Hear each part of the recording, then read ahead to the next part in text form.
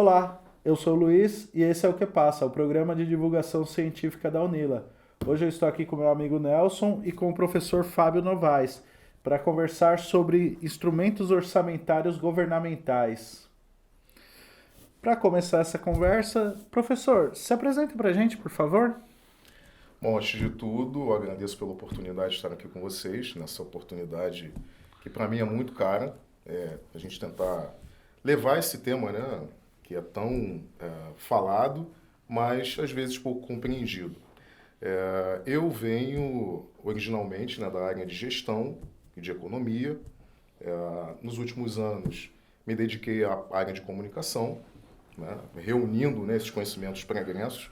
Cheguei na Unila para a pós-graduação em políticas públicas e desenvolvimento, onde eu estou me dedicando a trabalhar o setor de semicondutores, né? Investigar um pouco o papel da política na formação dessa agenda que é tão cara ao país e que pode colocar o país na dianteira, na fronteira tecnológica nos próximos anos. E dentro desse contexto, as questões orçamentárias, de subsídios governamentais, sempre chamaram muita atenção, e eu acho que essa é uma boa oportunidade da gente trazer esse tema aí à baila e levar a informação ao público que acompanha aqui o programa. Então, professor, para a gente começar, né, vamos começar do básico. O que são instrumentos orçamentários governamentais? Bom, esses instrumentos, eles fazem parte de um arsenal de instituições ou de regras do jogo que os entes federativos, a União, os estados e municípios, lançam mão para prover as suas, digamos, seus compromissos mais básicos, né? Então, esses instrumentos, eles estão colocados nos principais documentos que a gente conhece, seja na Constituição, seja nos códigos, como por exemplo o Código Tributário Nacional, sejam em legislações infraconstitucionais bem específicas, né, as leis, como a gente costuma dizer. Então, esses instrumentos estão pontuados ali, tá? E eles visam basicamente a cumprir três pré-requisitos, né, que vamos dizer assim, são os compromissos básicos do Estado, né, que também podemos dizer que sejam os compromissos de governo. Um é a questão social. A segunda questão é a questão macroeconômica, que é um compromisso bastante importante, né? Que eu acho que é o que tem sofrido aí mais intervenção por parte da imprensa, mais curiosidade por parte das pessoas. Mas a gente também tem um terceiro compromisso, né, importante, que é o compromisso financeiro, um compromisso alocativo.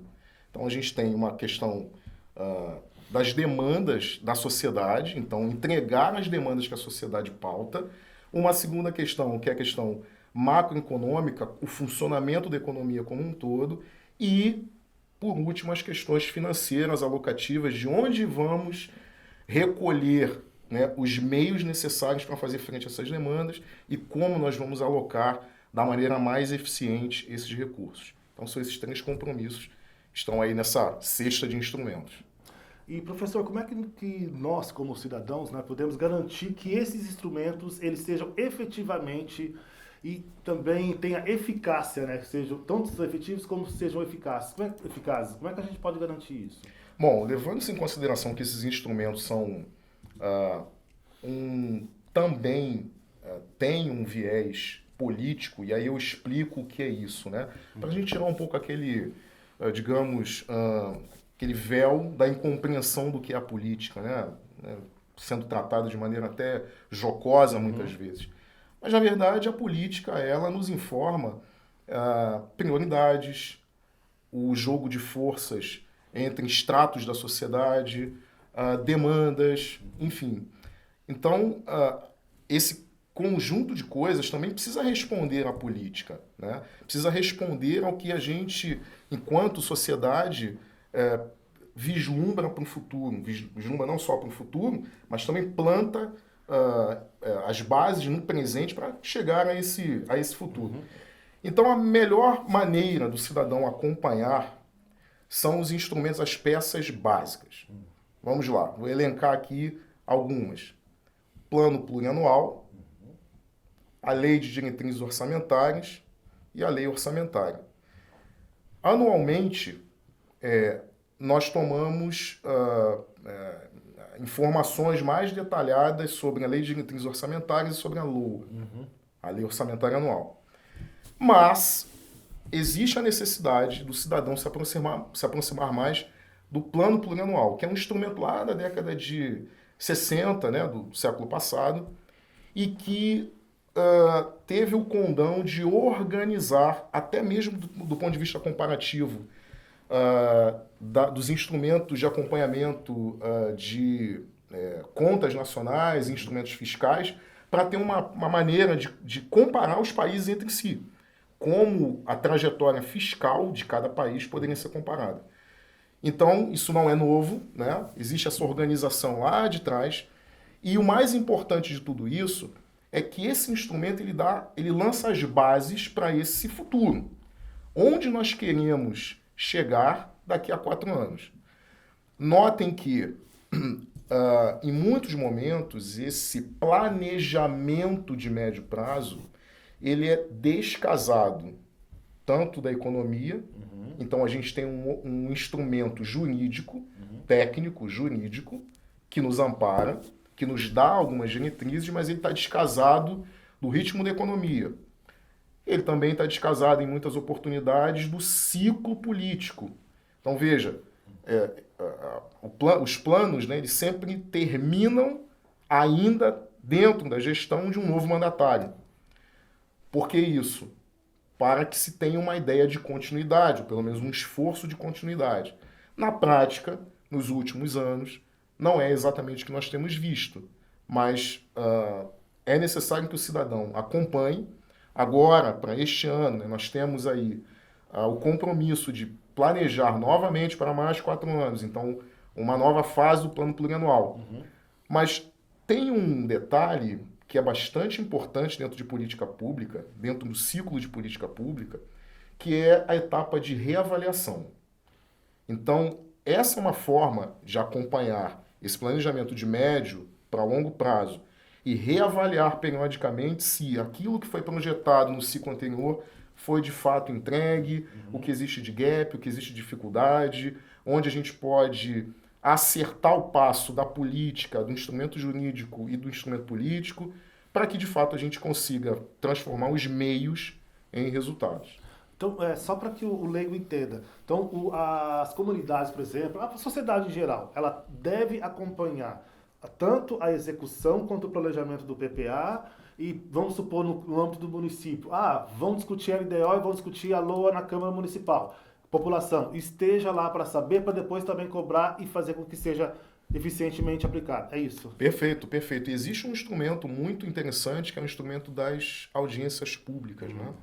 Que ela faz um chamamento para que a sociedade como um todo, sejam grupos mais organizados, sejam os indivíduos de maneira autônoma, eles possam acompanhar essas audiências públicas, acompanhar os debates, porque é exatamente nos debates em que as prioridades, os objetivos, os meios, os resultados esperados, eles vão ser ali pontuados. Então isso vale tanto para a União, quanto para os estados, quanto para o município também.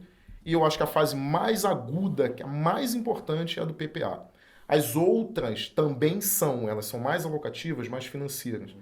Mas tudo parte desse princípio de como a gente está vislumbrando o futuro a partir do presente. Professor, fugindo um pouco do roteiro, como o cidadão comum pode interferir nessas decisões do plano plurianual? Porque quando a gente fala de município, é uma coisa mais palpável. O cidadão tem condições de ir a uma audiência pública na Câmara, ele consegue acesso mais fácil a um vereador, mas quando a gente fala de Estado e federação, fica mais complexo.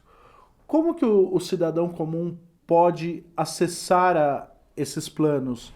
É através do seu parlamentar? É através de alguma ferramenta eletrônica? Como que o cidadão acessa esse tipo de plano? Maravilha, essa é uma pergunta importante e dá a oportunidade da gente esclarecer algumas coisas que ficam um pouco sombreadas, né, no dia a dia. Bom, a primeira delas é a seguinte: estas movimentações, esses arranjos políticos que são feitos, né, em torno desse tema, eles precisam gozar da transparência necessária. Então, tudo é publicado nas plataformas oficiais, então está lá no site do Senado, da Câmara, né, só para lembrar, né, ao cidadão que nos acompanha, que a Câmara dos Deputados, né, é a nossa representação do povo, é a representação da sociedade, enquanto que o Senado é a representação dos estados, né, os entes federativos, mas a gente tem também essa mesma estrutura para estado e para município. Uma dica importante, digamos assim, né, é acompanhar as comissões temáticas. Então, toda casa legislativa, seja no âmbito municipal, estadual ou federal, terá as suas comissões temáticas, a sua comissão de orçamento e tributação, por exemplo. Cada lugar tem um nome um pouquinho diferente, mas todos guardam essa mesma relação, né? Da tributação, das finanças, a comissão mista do orçamento, no caso da União, é misto, né? entre Câmara e Senado.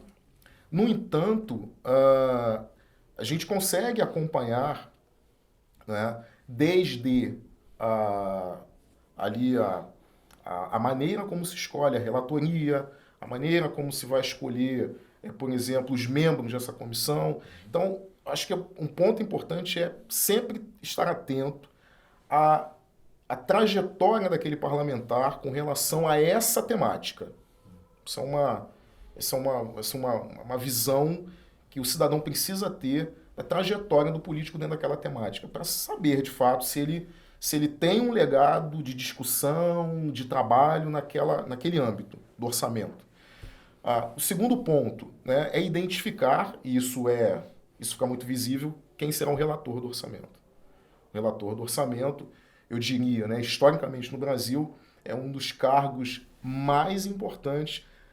Eu talvez colocaria no mesmo patamar, né, no mesmo platô ali, do mandatário da nação.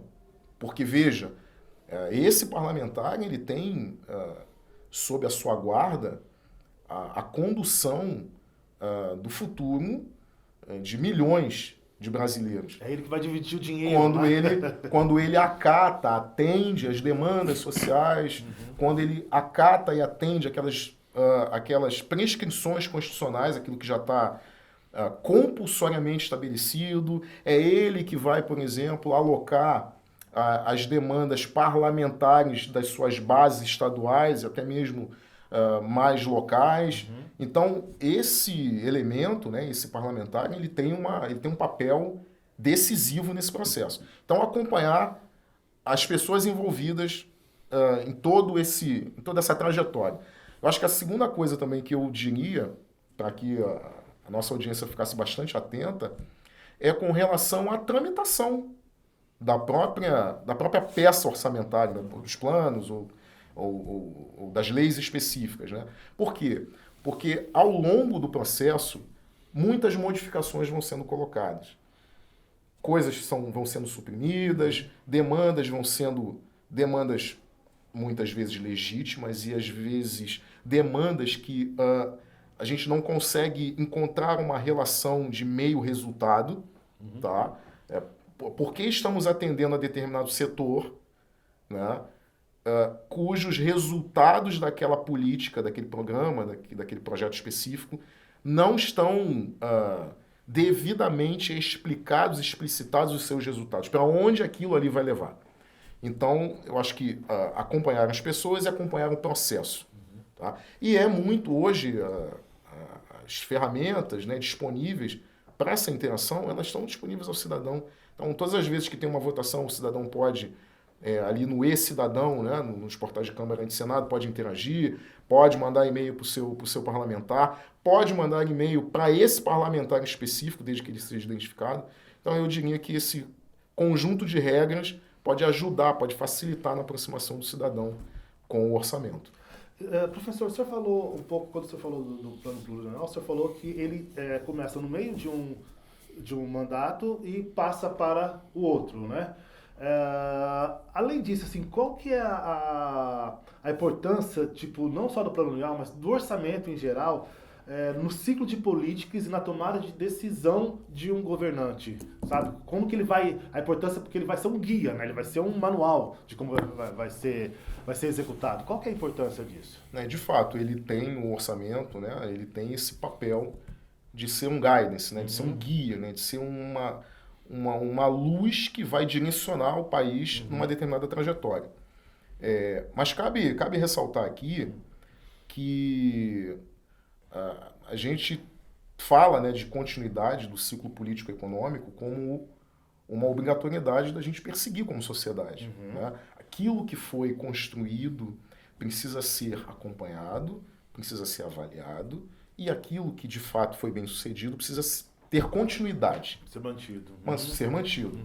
E aquilo que de fato não nos trouxe uma resposta adequada, ser revisto e ser modificado, remodelado. Então, essa é uma questão fundamental, que em muitas oportunidades os ciclos são quebrados. Então, a gente está sempre com a sensação de que as demandas não são atendidas, estamos sempre com a sensação de que o orçamento está engessado em algumas áreas. E vamos lembrar aqui, que eu acho que é muito importante para a nossa audiência, ter essa percepção, que existem compromissos constitucionais que colocam sobre o orçamento compromissos muito rígidos. Então, percentuais estabelecidos, tanto para a União quanto para o Estado, para municípios, do ponto de vista de algumas áreas. Saúde, educação, previdência, assistência. E o que sobra da discricionariedade, né?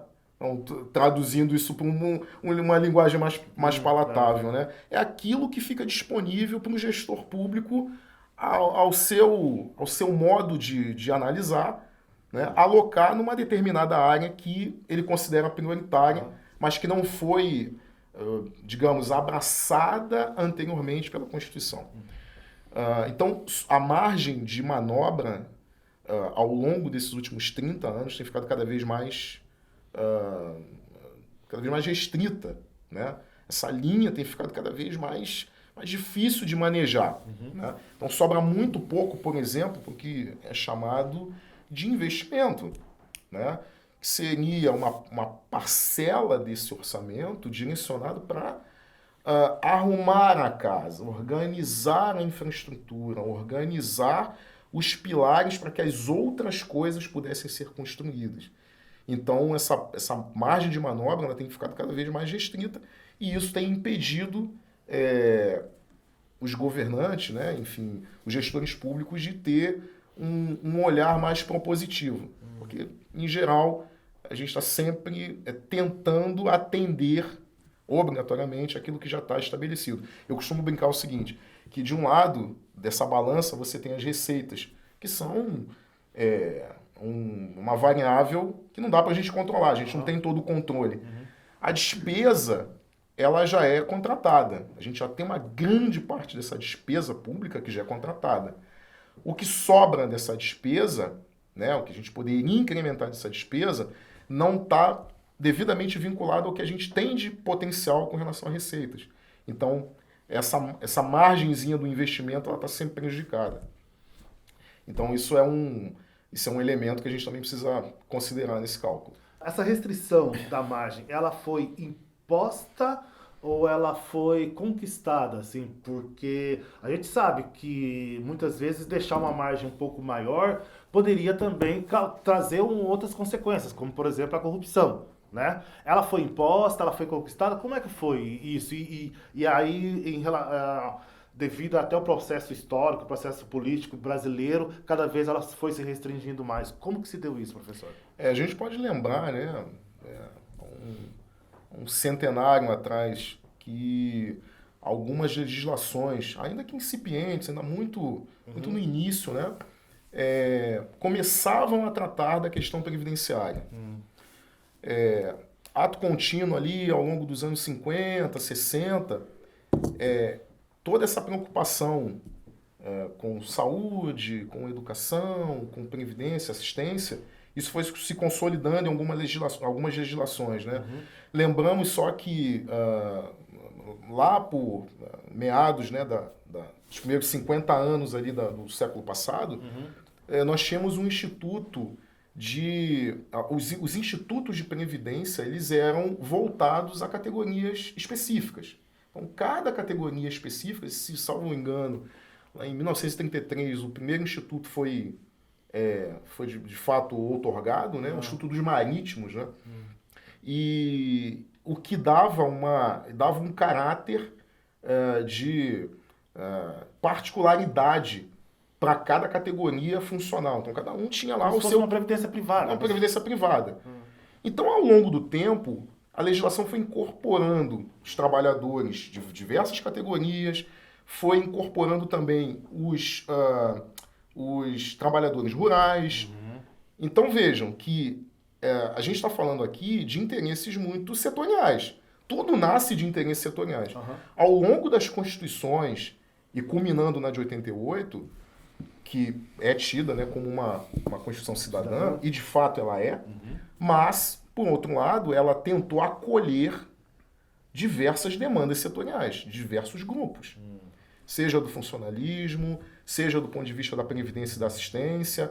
A nossa previdência e assistência não é a única no mundo, mas ela tem uma peculiaridade da universalização. Ela tanto vai abrigar, né, principalmente a assistência, do ponto de vista da assistência à saúde, vai abrigar brasileiros, vai abrigar os residentes, né, os estrangeiros que residem aqui, enfim, tem um caráter mais universalista. Por outro lado, essas mesmas demandas acolhidas, elas não foram acompanhadas de uma realidade macroeconômica. Lembrem-se que lá no início, né, eu coloquei como os compromissos basilares, né, do Estado a parte social, a parte da macroeconomia, né, e essa parte mais financeira alocativa, que é mais política, né? Então isso ficou um pouco descasado.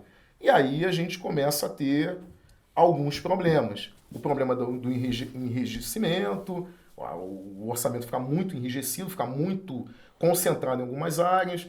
Para outras, a gente depende de manobrar, de manejar, né, algumas sobras ou de algumas outras fontes específicas. Então, vou dar um exemplo aqui para a gente conseguir ilustrar. Né? Quando a gente fala de ciência e tecnologia, por exemplo, que existe um fundo que também está baseado na lei e que também foi incorporado à Constituição, que é o Fundo Nacional de Desenvolvimento Científico e Tecnológico, o FNDCT, que é lá do final dos anos 60, ele vai dar suporte a todos os mecanismos de construção científica, de desenvolvimento tecnológico e de inovações de uma maneira geral. Mas ele está vinculado, basicamente, à trajetória macroeconômica das empresas, sejam das empresas de telecomunicações, seja das empresas de óleo e gás.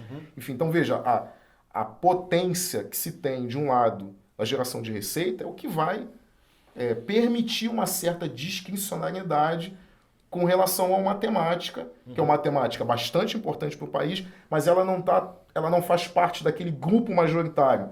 Saúde, educação, assistência, previdência. Então, sobra muito pouco espaço de manejo, né, para outras políticas que são importantes.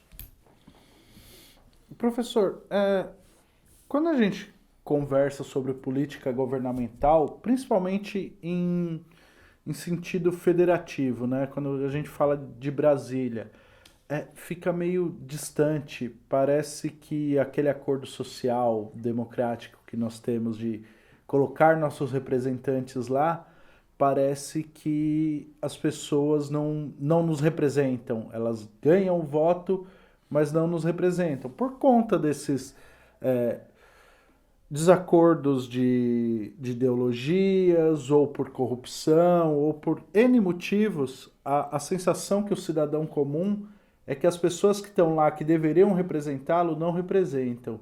E aí chegam algumas propostas, né, de repensar isso. E aí eu vi em algum lugar alguém propondo que o orçamento fosse definido por votação eletrônica online aberta a todos os cidadãos. Daria certo uma proposta dessa?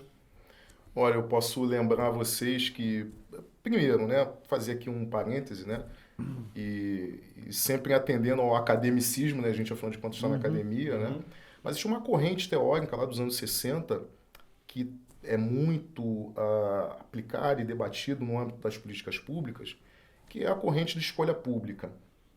Então, ela cobre uma série de temas, entre esses a questão da corrupção, a questão do papel do político, né?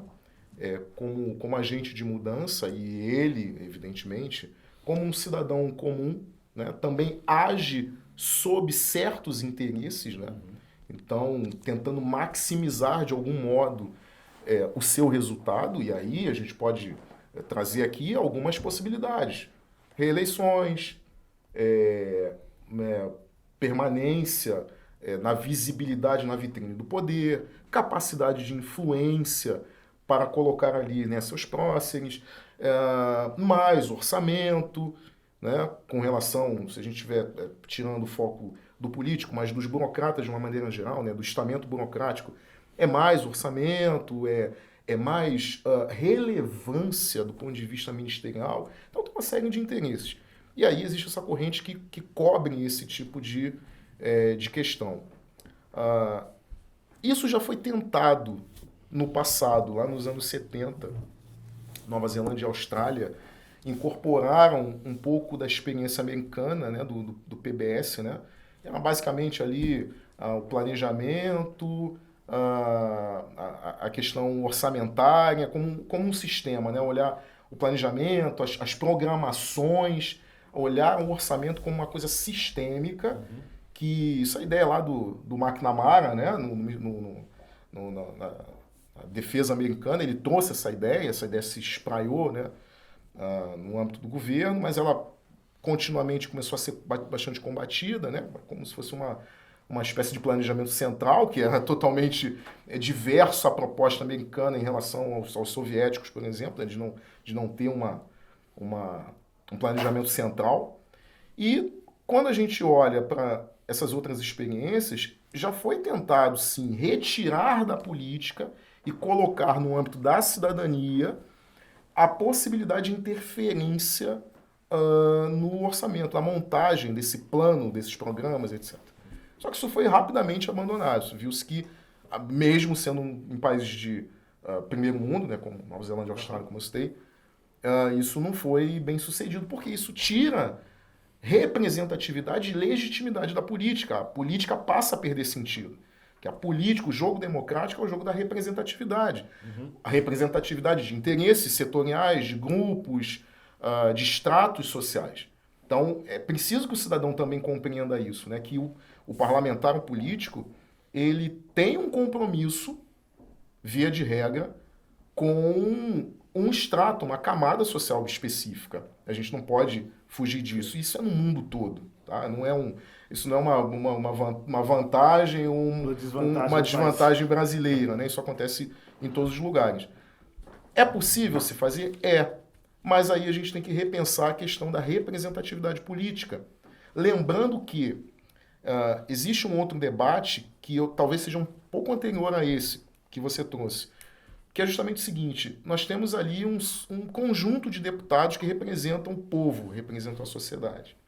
Cada um deles tem o mesmo peso no voto em qualquer matéria.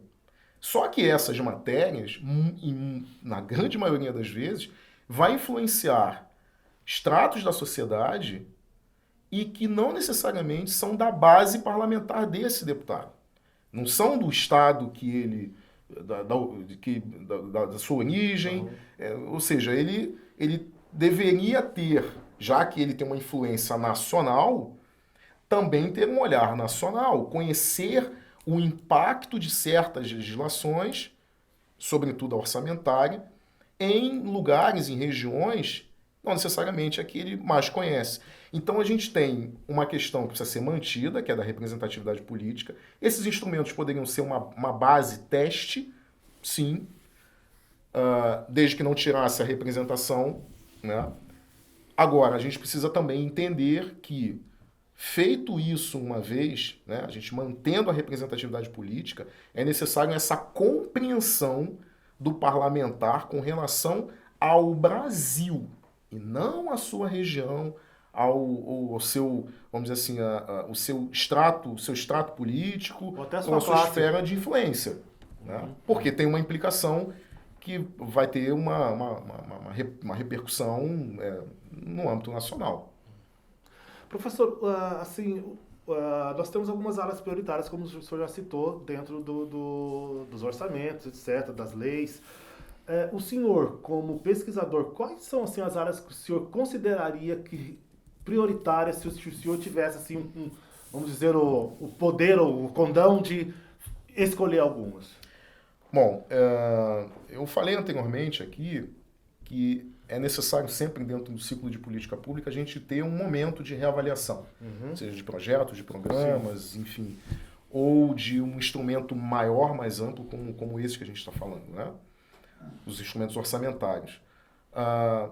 Eu considero que ao longo desses 40, 50 últimos anos, nós perdemos a capacidade, talvez nunca a tivéssemos, né? Mas houve um momento em que pelo menos se discutiu isso com um pouco mais de profundidade na história, mas isso foi se perdendo ao longo do tempo, que é justamente essa capacidade de escolher, fazer escolhas. E escolha, existe um trade-off, existe uma encruzilhada em que a gente vai decidir para onde iremos e de que maneira nós iremos. Então eu sempre costumo dizer que não existe 10 prioridades. Né? Não tem como elencar 10 prioridades. Se você acorda pela manhã, eu vou fazer 10 coisas entre as 8 e as 10 da manhã. Possivelmente você não vai fazer nenhuma. A mesma coisa funciona para o país. Então o país precisa definir de uma vez por todas quais são as suas prioridades. Tá, então a gente tem ali esses compromissos mais básicos, né? Saúde, educação, assistência, previdência. Só que em todos eles, os dados já estão lançados. A gente já sabe mais ou menos como a coisa se conduziu nos últimos 40, 50 anos.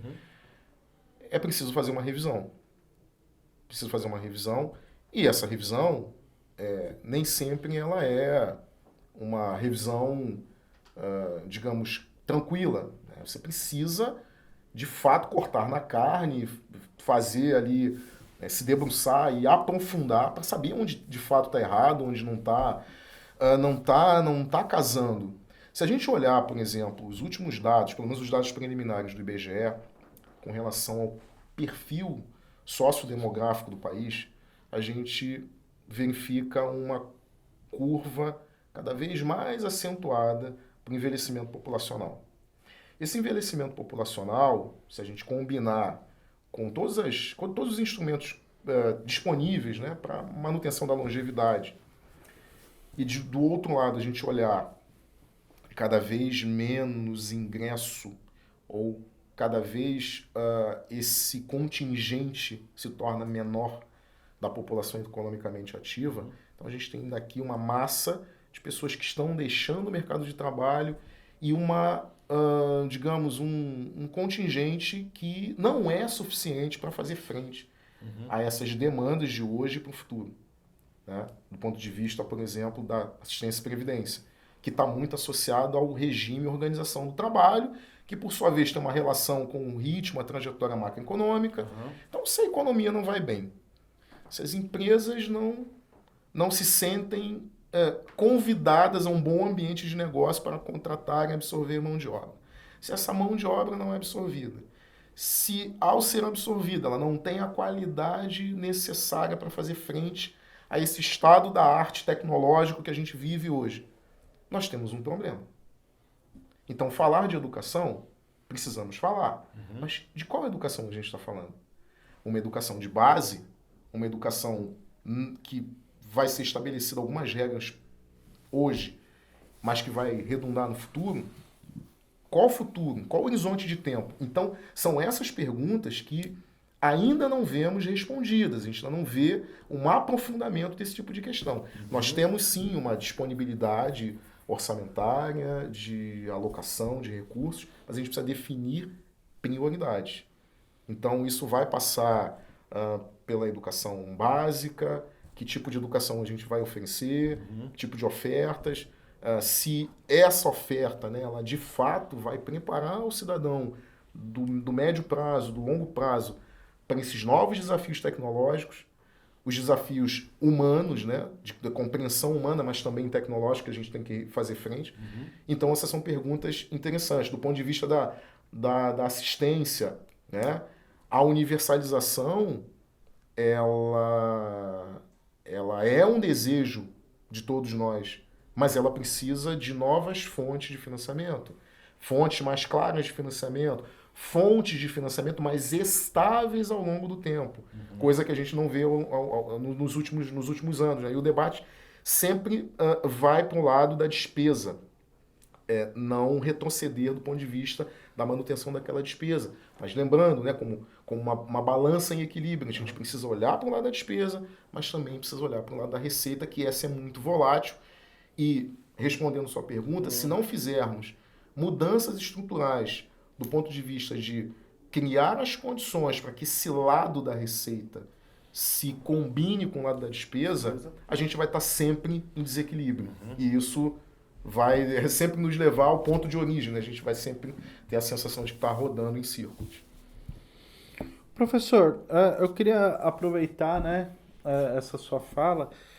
E assim, como pesquisador, existe algum gasto específico algum gasto governamental específico que o senhor acha que não deveria estar alocado e que poderia ser alocado de forma mais eficiente? Sim, existem algumas áreas, né, que eu diria que são áreas negligenciadas e outras áreas que são superestimadas, né? Então, vou dar aqui alguns exemplos. Quando a gente fala, por exemplo, de infraestrutura, né, o Brasil carece de infraestrutura, sim, mas qual infraestrutura? Então, a gente tem recurso para infraestrutura. Porém, talvez não esteja sendo direcionado para infraestrutura que mais eficientemente vai nos tornar competitivos, né? Não só do ponto de vista da atração de investimento, mas também do ponto de vista da competitividade da nossa matriz econômica. Justamente porque precisamos fazer frente do lado da receita, né, a essas demandas cada vez crescentes da sociedade.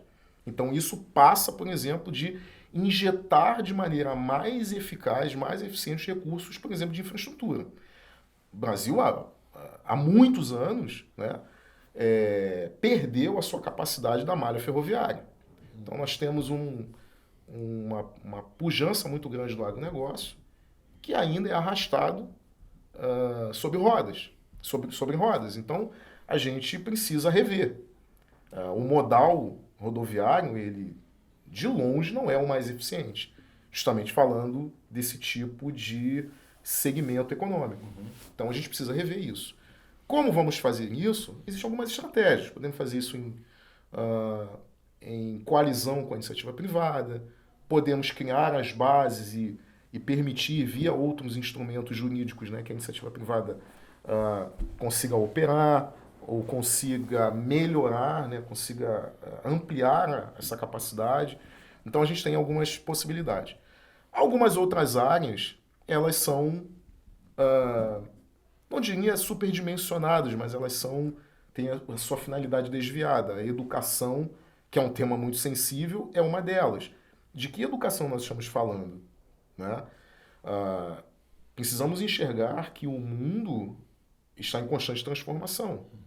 E que hoje, não só do ponto de vista comportamental, do ponto de vista até mesmo do modo de vida do cidadão na coletividade, Mas a gente também precisa olhar para a educação como um instrumento que nos colocará na vanguarda técnica, tecnológica, e vai nos colocar, em termos de cidadania, no mesmo patamar de um cidadão americano, de outros cidadãos latino-americanos, cidadão europeu, cidadão asiático. Então a gente precisa olhar para isso e fundar as bases hoje. Não faz nenhum sentido, né, nós falarmos de educação de qualidade e, ao visitar uma sala de aula, a gente não tem instrumentos tecnológicos disponíveis ao aluno.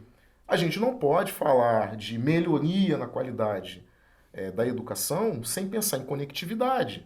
E conectividade, a gente também está falando de infraestrutura. Então, veja, a gente está falando da base, que é esta base consolidada, e o Brasil ainda é muito frágil do ponto de vista de conectividade, que impacta, né, não só nos negócios, mas também na área educacional. Esse é um fundamento importante para que novos conteúdos, novas possibilidades, novas capacidades possam ser inseridas, né, na realidade desse aluno, para que, de fato, ele, em algum momento, ele possa trazer uma resposta ao país que o país necessita. Professor, o senhor falou, só voltando um pouquinho, o senhor falou, não sei se eu entendi bem, o senhor falou em outras receitas, né, para poder equilibrar as receitas e as demandas, seria isso, né? De onde viriam essas outras receitas?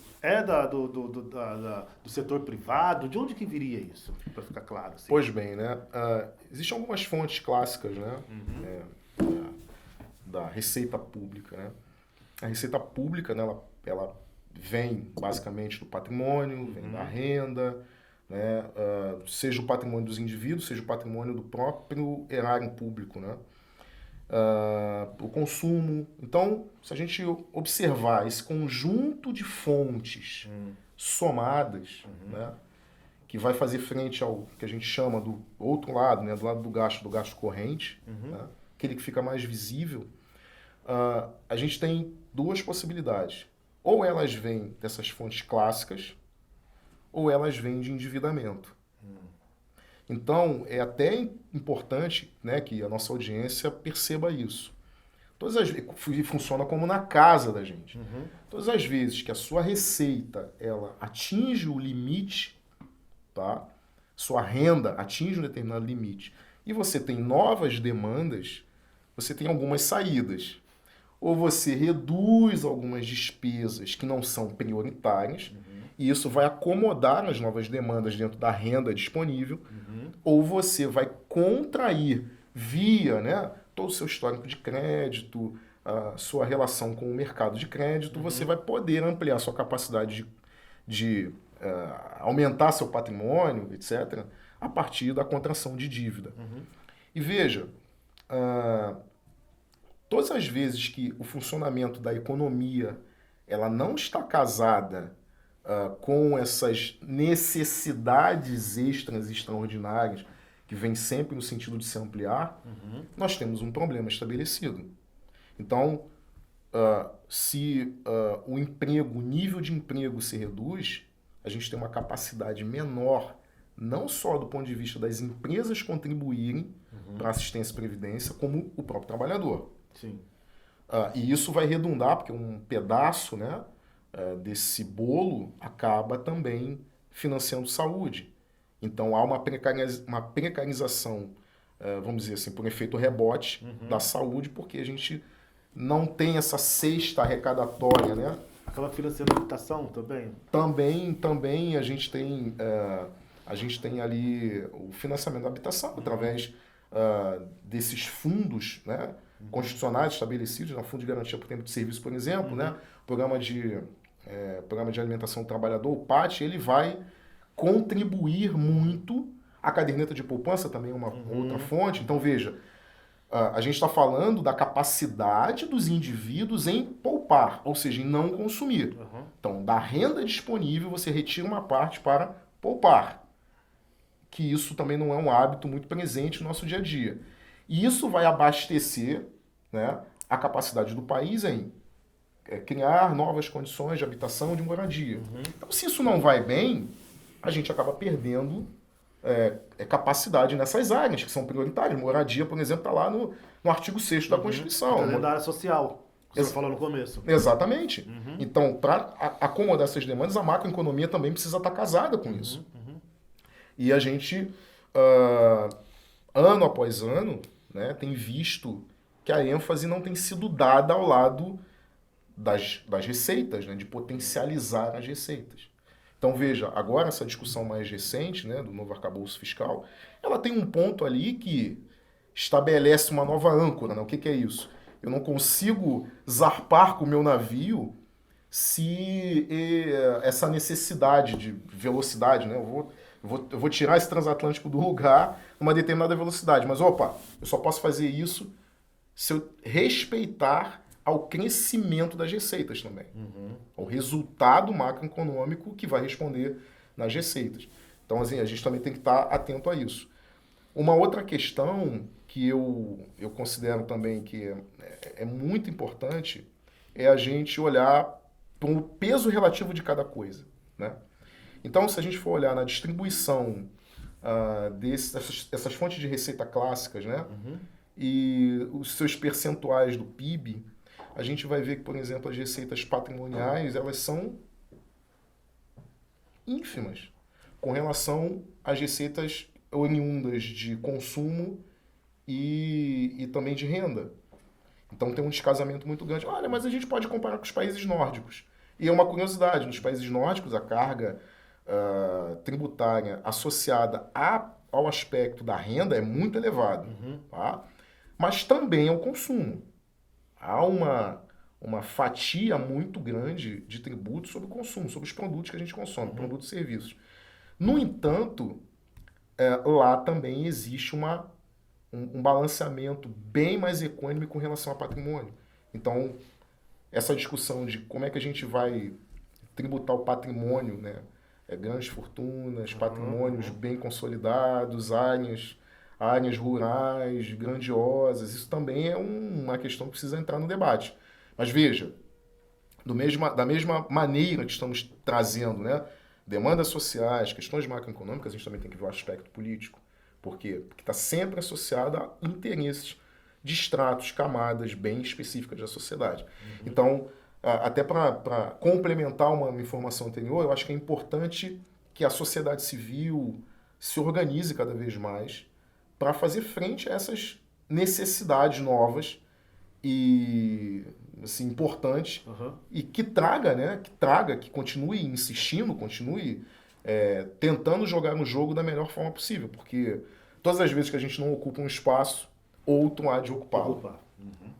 A impressão que o senso comum, né, diz pra gente de que, como o senhor disse, cada parlamentar é uma pessoa com seus desejos, anseios e representa um extrato público. E do outro lado nós temos as demandas sociais de pessoas que não se sentem representadas ou que talvez não acessem essas pessoas políticas, né? E aí a sensação que nós temos é que o Estado está sempre privilegiando grandes produtores, grandes fazendeiros, grandes exportadores, enquanto que a grande maioria está aqui lutando por sobrevivência. E aí o senhor falou que a gente precisa equalizar, tal, isso é economia básica, a gente não pode gastar mais do que a gente ganha, mas o senhor falou de uma coisa que me chamou a atenção, a curva de pessoas acessando a Previdência está cada vez maior e menos gente acessando o mercado de trabalho. Não seria a hora, e talvez pensar em como financiar isso, em pensar num programa de renda básica universal? Essa é uma excelente questão. Esse debate, né, sobre a renda universalizada, acho que ela está na pauta de vários governantes em lugares diferentes, seja na Europa, seja na América, seja na Ásia, parte da Ásia. Aqui no Brasil não é diferente. O Chile também tem uma perspectiva muito interessante com relação a isso, né? Enfim, foi objeto até de debate na nova Constituição, que eles estão ainda em discussão, etc. Porém, a gente precisa pensar da seguinte forma. Do ponto de vista técnico, né, a gente precisa pensar no que fazer com esse contingente, com essa massa de indivíduos ainda produtivos que chegaram a um determinado limite, vamos dizer, esses limites já estabelecidos, né, por uma regra, mas que ainda estão muito produtivos. Então, como reincorporá-los?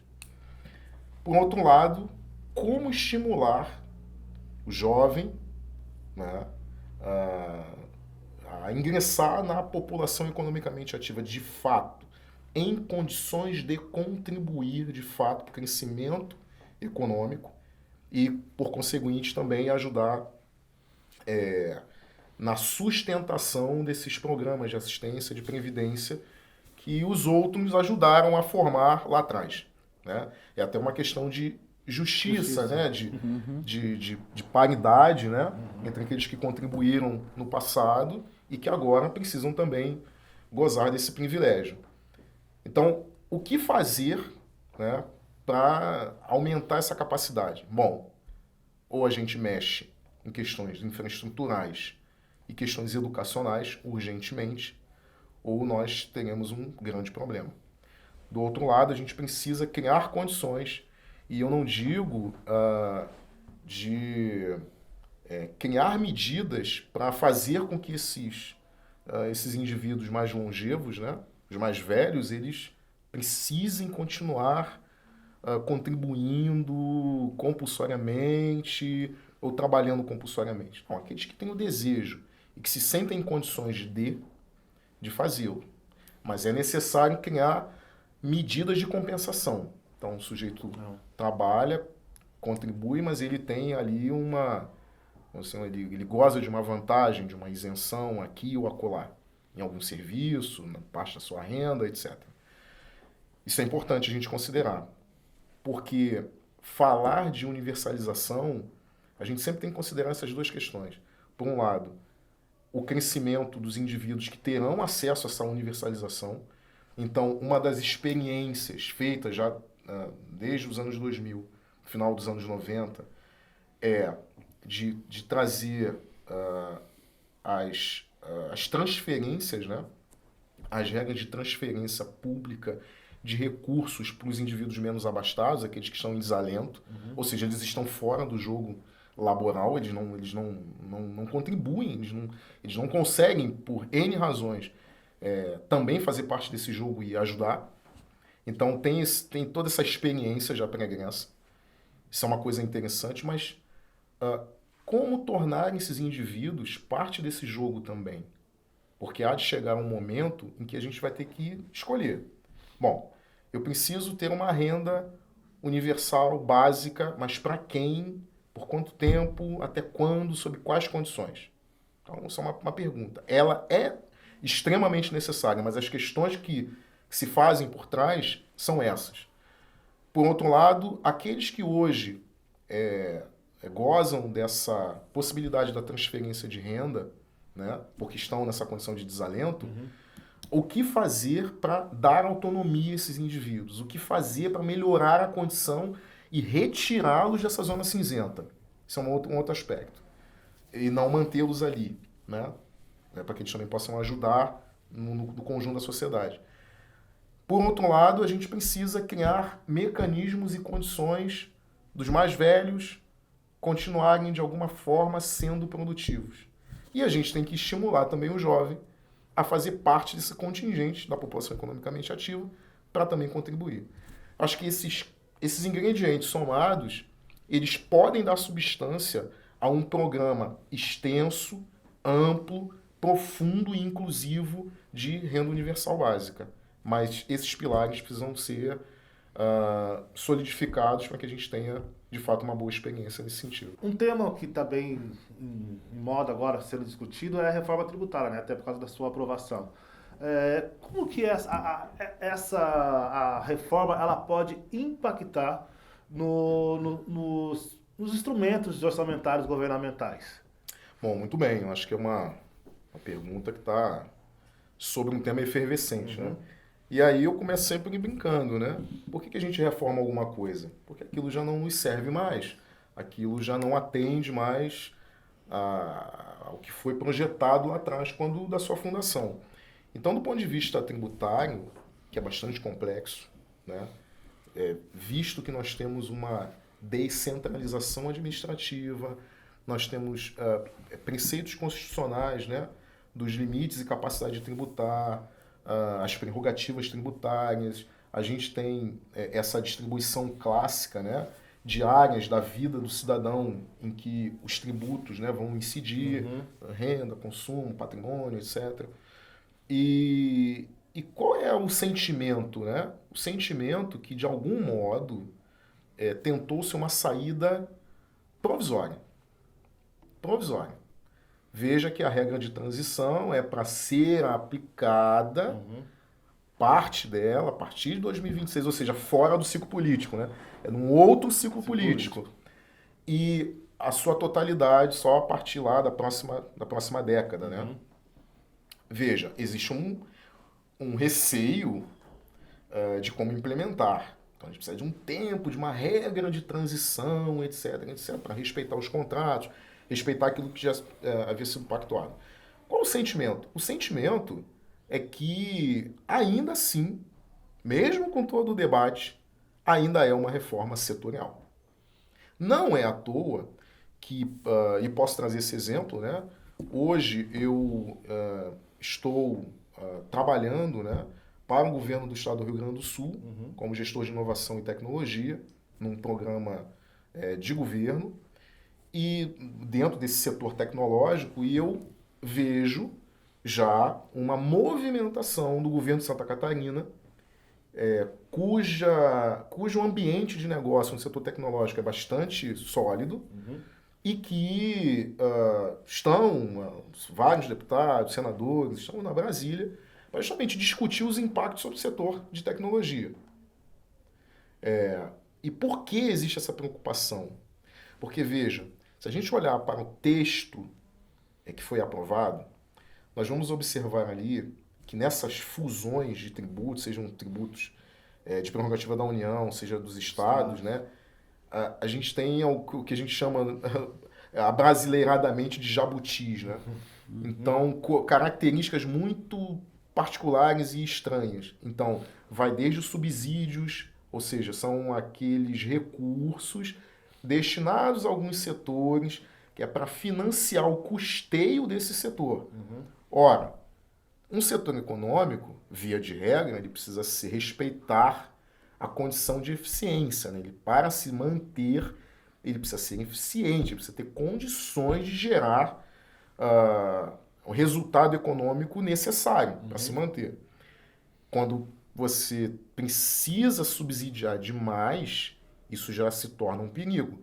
Um exemplo que a gente costuma dizer, né, na área de energia ou na área de agronegócio, né, é que, por exemplo, concessão de subsídios a agricultores, ou você subsidiar certas indústrias, por exemplo, a indústria do aço, né, barateando, por exemplo, o custo de energia, né, para rodar as fábricas, isso é visto do ponto de vista da Organização Mundial do Comércio como uma infração, né?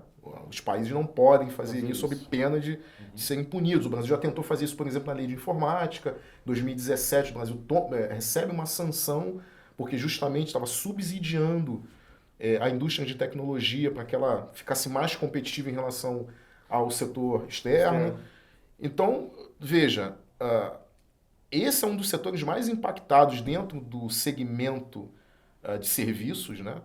Que tem um peso relativo muito grande.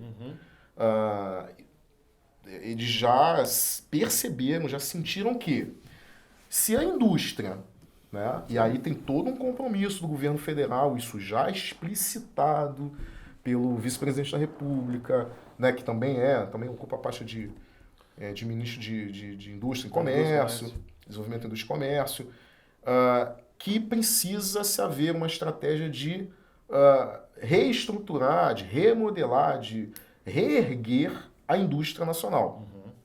No entanto, a discussão e o debate é se parte do orçamento vai ser direcionado para isso, infraestrutura, subsídio, seja lá o que for, alguém vai precisar cobrir essa conta.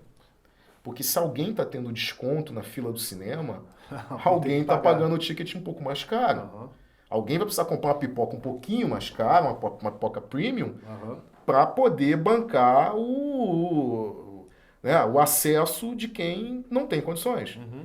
Então, eu acho que são esses elementos que vão ainda sofrer muito debate no Senado. Já há uma movimentação de um Estado e de um setor específico, veja, o setor de tecnologia, para rediscutir, remodelar, repactuar, de repente colocando ali alguma alteração, né? Alguma alteração bastante sensível, por exemplo, de carga tributária, ou de período de transição, uma regra de transição diferenciada, porque justamente é o que a gente está tratando aqui, né? O cidadão precisa compreender que, para se chegar a um equilíbrio, é necessário que não faltem as peças nesse jogo, nesse quebra-cabeça, né? Se você tira um pedaço de cá e você isenta alguém, você, por outro lado, vai penalizar e vai socializar, vai universalizar o ônus para uma outra camada. Então, acho que essa compreensão é importante e essa experiência desse debate em torno da reforma tributária é justamente para nos dar essa visão de que as escolhas precisam ser feitas e, ao fazer essas escolhas, elas precisam ser as melhores possíveis, visto que tudo na sociedade e na economia é limitado. Tá ótimo. Mais alguma coisa, professor? Bom, eu gostaria de, primeiro, agradecer pela oportunidade, né, de trazer esse tema, né, à baila e trazer informações para o público, né, que acompanha aqui os debates sempre muito bons, e fazer um chamamento ao cidadão, né, fazer um chamamento mesmo para que acompanhe mais localmente, né, comecem, não temos condições de acompanhar o que acontece em Brasília, né, mas comece pela sua cidade, né, pelo seu município, comece com um contato mais franco com seus deputados estaduais, para compreender como funciona, né? Inclusive as regras de transferência dos recursos da União para os estados e como isso é distribuído, né? E a mesma coisa no município, como se transfere dinheiro, né, do estado para o município também. Então procure acompanhar no nível mais local, né? Que às vezes a gente tem um apetite muito grande de consumir as informações que vêm de Brasília, a gente precisa. Mas eu acho que essa primeira experiência de estar na Câmara dos Vereadores, né, na Câmara dos Representantes Locais, e depois ir se aproximando mais das questões da União, eu acho que isso é um grande exercício para que nós possamos olhar para o orçamento público de maneira mais técnica, menos apaixonada, mais propositiva, com uma visão de longo prazo, que é exatamente esses pilares que vão fazer com que a gente de fato chegue no resultado que deseja, que é um país pujante, forte, igualitário, com condições para todos e, de fato, bem estruturado para competir nos desafios aí dessa nova economia. Obrigado, professor Fábio Novaes. Espero que você tenha gostado do programa. Se você gostou, por favor, deixe o seu like e não se esqueça também de se inscrever ali, marcando o sininho. Até a semana que vem.